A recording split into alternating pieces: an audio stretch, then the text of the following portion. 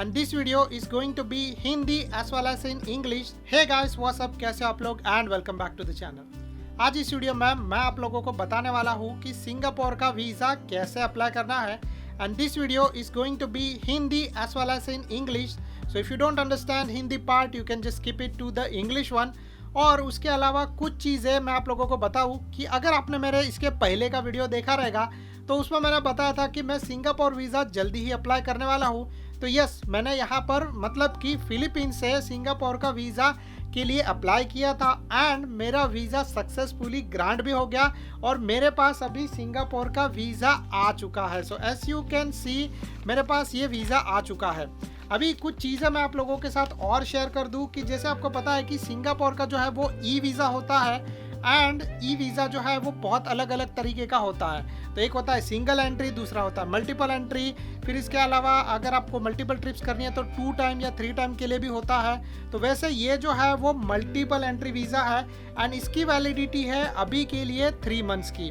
तो मुझे 3 मंथ्स की वैलिडिटी क्यों मिली और क्या चीज़ है वो सारी डिटेल्स मैं थोड़े टाइम बाद आपके साथ शेयर करता हूँ।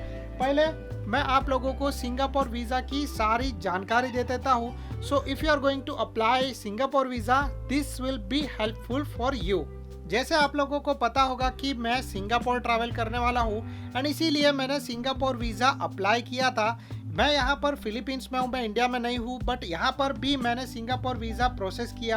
कैसे किया उसके बारे में थोड़े टाइम बाद बताता हूँ। एंड आपको पता है कि मेरे पास ये इंडियन पासपोर्ट है, सो आई एम एन इंडियन और इसी बेस पे जो है वो मुझे वीज़ा मिला वो जैसे मैंने आपको बताया कि 3 महीने की वैलिडिटी वाला मिला। तो 3 महीने की वैलिडिटी मुझे क्यों मिली जबकि मैं इसके पहले 2 या 3 बार सिंगापुर विजिट कर चुका हूँ। तो इसके बारे में मैं आपको छोटा सा डिटेल शेयर कर दूँ कि जैसे आपको पता होगा कि पासपोर्ट फ्रेश होने पर या फिर पहली बार जब आप सिंगापुर जा रहे हो तो आपको सिर्फ 3 महीने का मल्टीपल एंट्री वीज़ा मिलता है। यस, सिंगापुर वीज़ा के कुछ टाइप्स होते हैं जिसमें होता है सिंगल एंट्री, दूसरा होता है डबल एंट्री, तीसरा होता है ट्रिपल एंट्री और चौथा होता है मल्टीपल एंट्री। तो जैसे मैंने इसके पहले के वीडियो में बताया था, मीन्स कि अगर आप सिंगापुर वीज़ा के लिए अप्लाई करने वाले हो तो उसका एक मैंने फॉर्म भर के बताया था।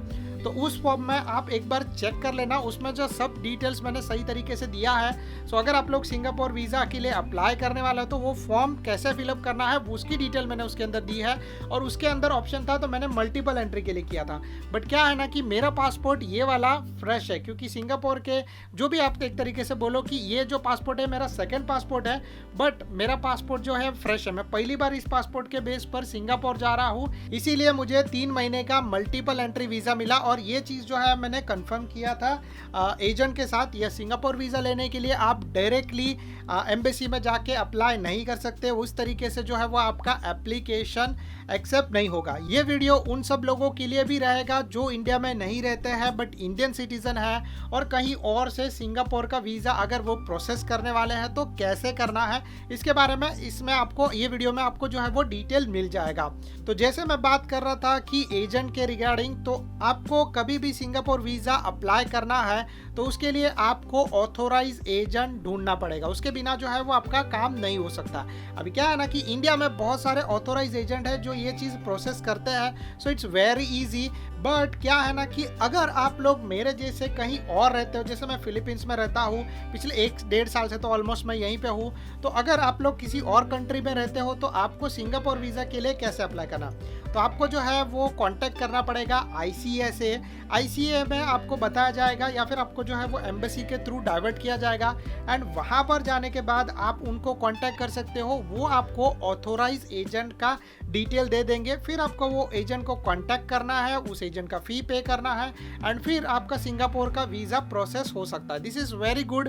तो यहाँ पर फिलीपींस में अगर आप आने वाले हो और फिलीपींस में आने के बाद यहाँ पर रहने वाले हो तो कैसे करना है उसके बारे में आपको एक आइडिया आ गया। अगर फिर भी आप लोगों को कुछ भी तरीके का डाउट रहेगा सो आप लोग मुझे नीचे कमेंट कर देना या फिर मुझे मेरे इंस्टाग्राम या फेसबुक पर मैसेज कर देना। मैं ऑथोराइज एजेंट जो भी फिलीपींस में है उसकी डिटेल्स आप लोगों के साथ शेयर कर दूंगा। अब टोटल फ़ी मैंने इसके लिए कितना पे किया तो मैं आप लोगों को बताऊं तो 3060 पैसोस फिलीपींस पैसोस मैंने यहाँ पर वीज़ा के लिए जो है वो पे किया। मतलब इंडियन रुपीज़ में अगर बोलो तो समवेयर अराउंड 5,500 का जो है वो मैंने पेमेंट किया अपने वीज़ा के लिए।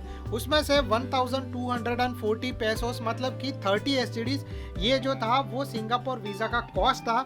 बाकी एजेंट ने मेरे से 1820 पेसोस एक्स्ट्रा लिए, उसका जो भी सर्विस था उसके लिए। तो सर्विस तो कुछ ज़्यादा था नहीं, बट आपको पता है कि सब जगह पे एजेंट बहुत ही ज़्यादा पैसे लेते हैं। सो इसी तरीके से जो है वो मैंने वीज़ा प्रोसेस किया। अगर आप ये इंडिया में रहते हो तो आपको ये चीज़ कैसे करना है? तो इंडिया में आपको ऑथोराइज एजेंट ढूंढना है। ऑथोराइज एजेंट आपको मिल जाएगा।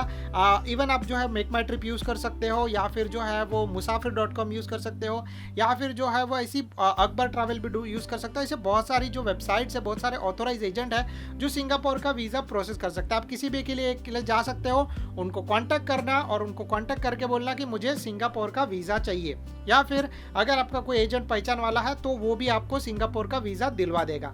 आप खुद से जाके ये प्रोसेस नहीं कर सकते।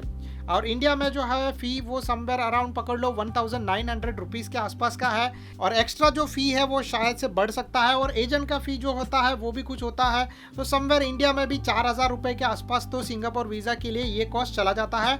ये कॉस्ट है पर पर्सन का, मतलब अगर 2 या 3 हुए तो कॉस्ट शायद से बढ़ भी सकता है। तो ये चीज़ आपको समझ में आया। और सिंगापुर वीज़ा का जो प्रोसेसिंग टाइम है वो है 3 दिन से लेके 5 दिन का। सो मीन्स कि 5 वर्किंग डेज में आपका सिंगापुर वीज़ा लग सकता है। ये वर्किंग डेज का बात कर रहा हूँ, तो आपको मंडे से लेके फ्राइडे के बीच में जो है वो एक तरीके से वर्किंग डेज आते हैं और इंडिया में जो एम्बेसी है उसके।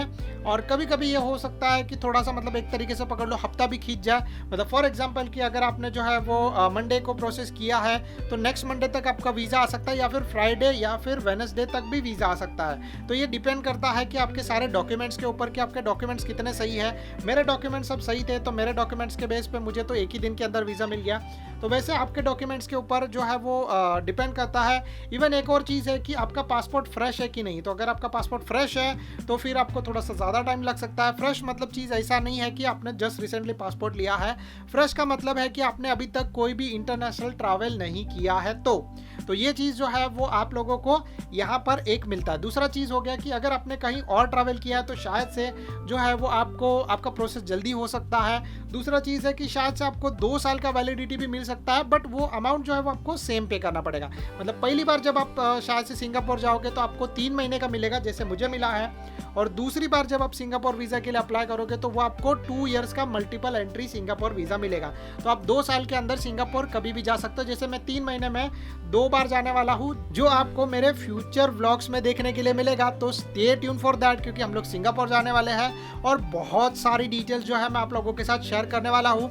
तो वो व्लॉग्स देखना मत भूलिएगा। अगर आप सिंगापुर जाने का प्लान कर रहे हो अभी 2023 में, तो बहुत सारी डिटेल में शेयर करने वाला हूँ। क्या क्या चीज़ें करनी पड़ती है, क्या क्या रिक्वायरमेंट्स है, क्या क्या चीज़ें जो है वो सब मैं आपके साथ शेयर करने वाला हूँ। अभी हम लोग बात करते हैं कि सिंगापुर वीज़ा के लिए आपको क्या क्या डॉक्यूमेंट्स लगेंगे।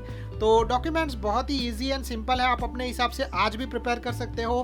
पहला जो है वो आप लोगों को लगेगा अपना पासपोर्ट, तो पासपोर्ट तो आपके पास होगा ही, वो तो बहुत इजी डॉक्यूमेंट है। दूसरा लगेगा आपका पासपोर्ट साइज पिक्चर। तो पासपोर्ट साइज पिक्चर भी मतलब आप आराम से जाके कभी भी क्लिक कर सकते हो, बट कुछ गाइडलाइंस है जो उसको आपको फॉलो करना पड़ेगा। तो सिंगापुर वीज़ा के लिए आपको जो है वो 35 mm बाय 45 mm का एक पिक्चर, मतलब 2 पिक्चर लगेंगे पासपोर्ट साइज, जो कि वाइड बैकग्राउंड में होना चाहिए एंड मैट फिनिश में होना चाहिए, और उसमें आपका फेस 70 to 80% विजिबल होना चाहिए। ठीक है, ज़्यादा बड़ा स्माइल मत कर देना, कान छुपा मत देना। तो ये सारा जो मतलब एक तरीके से स्ट्रेट बैठ के आपको पिक्चर क्लिक करना है। ये हो गया सिंगापुर वीज़ा के लिए जो आपको पासपोर्ट साइज पिक्चर चाहिए वो, और वो पिक्चर होना चाहिए 3 महीना, मतलब 3 महीने के अंदर रिसेंटली क्लिक किया हुआ। क्योंकि ऐसा एक चीज़ मतलब मेरे साथ हुआ था कि मैंने 6 महीने पहले वाला पिक्चर भेजा था, तो उन्होंने वो डिनाई कर दिया, बोला कि जो पिक्चर है वो अपने को लेटेस्ट पिक्चर चाहिए। तो पता नहीं उनको कैसे तो समझ में आ जाता है। तो वो चीज़ नहीं हो, आपका टाइम अगेन वेस्ट नहीं हो, तो बेटर जो चीज़ है वो कि फ्रेश पिक्चर क्लिक करवा लो। उसका ज़्यादा प्राइस नहीं होता, 100 रुपीज़ के आसपास आपका 2 पिक्चर मिल जाएंगे। तो ये एक चीज़ हो गया। अभी इसके बाद आपको जो तीसरा डॉक्यूमेंट लगेगा वो है आपका बैंक स्टेटमेंट। तो पर पर्सन 1 लाख बैंक के अंदर अमाउंट होना चाहिए। अगर होगा तो बहुत ही इजी तरीके से आपका सिंगापुर वीज़ा अप्रूव हो जाएगा। अगर नहीं होगा तो थोड़ा बहुत प्रॉब्लम वाला चीज़ हो सकता है, but still you are able to get the visa. फिर इसके बाद आपको लगेगा आपका सैलरी स्लिप। तो सैलरी स्लिप जो है वो 3 महीने का लगेगा, आपको वो थोड़ा सही तरीके से जो है वो अरेंज करके रखना है। फिर इसके बाद जो है वो आपका कंपनी का लीव लेटर मांग सकते हैं, ये ऑप्शनल है। कुछ लोगों से मांगते हैं, कुछ लोगों से नहीं मांगते, बट लीव लेटर जो होना चाहिए वो एक इम्पॉर्टेंट है। तो पहले से ही उसका इंतज़ाम कर लेना, अगर रहेगा तो बहुत जल्दी आपका वीज़ा अप्रूव हो सकता है। अब इसके बाद आपको लगेगा रिटर्न फ्लाइट टिकट, मतलब आप इंडिया से जहाँ से भी जाने वाले हो, मुंबई हो गया, दिल्ली हो गया, चेन्नई हो गया, कोलकाता हो गया, या कोई भी इंडिया के कॉर्नर से अगर आप जाने वाले हो तो आपको आपका रिटर्न फ्लाइट टिकट बताना है, क्योंकि सिंगापुर वीज़ा में रिजेक्शन के चांसेस बहुत ही कम हैं। तो आप फ्लाइट टिकट आराम से बुक कर सकते हो विदाउट एनी प्रॉब्लम। बट अगर स्टिल आपको अगर ऐसा कुछ डाउट है कि आपका वीज़ा अप्रूव नहीं हो सकता है, तो आप डमी टिकट जो है वो भी बुक कर सकते हो और वो सबमिट कर सकते हो, उसमें भी कोई प्रॉब्लम नहीं आएगा। ठीक है, फिर इसके बाद हम लोग बात करते हैं होटल बुकिंग का। तो होटल बुकिंग भी नेसेसरी है। मैंने भी अप्लाई करने से पहले होटल बुकिंग किया था, मेरा भी फ्लाइट टिकट था रिटर्न वाला।